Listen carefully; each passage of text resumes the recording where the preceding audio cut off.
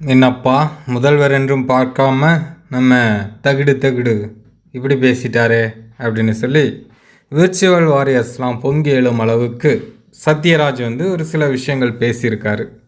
சத்யராஜ் என்ன சொல்லியிருக்காரு அப்படின்னா, ஸ்டாலின் அவர்கள் முதல்வருக்கே ஒரு உதாரணமாக இருந்தவர். ஆனால் இப்போ இருக்கும் முதல்வர் பேசுகிற பேச்சா இது?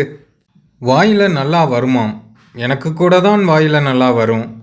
என்ன இந்த இன்ஸ்டாவில் இருக்கிற வாரியர்ஸ் வெங்காயம் எல்லாம் திட்டுவாங்க, கவலையே பட மாட்டேன். எனக்கும் நிறைய கெட்ட வார்த்தை தெரியும், மரியாதையாக அடக்கி வச்சுருக்கேன். உங்களுக்கு தேவைன்னா சொல்லுங்கள், எடுத்து கொடுக்குறேன் அப்படின்னு சொல்லி சத்யராஜ் குளத்தூரில் பேசியிருக்காரு. அந்த விஷயங்கள் தான் இப்போ இணையத்தில் பயங்கர வைரல் ஆகிட்டுருக்கு.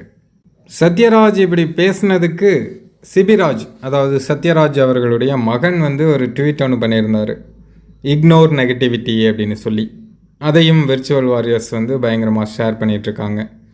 சத்யராஜ் இப்படி பேசுனதுக்கு முக்கியமான காரணம் என்னவாக இருக்கும் அப்படின்னா, கடந்த சில தினங்களாகவே விர்ச்சுவல் வாரியர்ஸ் பயங்கரமாக சத்யராஜையும் சரி அவங்களோட பொண்ணையும் சரி கடுமையாக விமர்சனம் பண்ணிட்டு இருந்தாங்க. அதனால தான் சத்யராஜுக்கு கோபம் வந்துருச்சுன்னு நினைக்கிறேன். அதனால தான் இப்படி பொங்கி எழுந்திருக்காரு. என் வாயில் கெட்ட வார்த்தை கூட வரும் அப்படின்னு சொன்னது தான் இப்போது ஒரு மிகப்பெரிய பேசு பொருளாக மாறி இருக்கு. சரி, இது பற்றிய உங்களுடைய கருத்தை கமெண்ட்டில் சொல்லுங்கள்.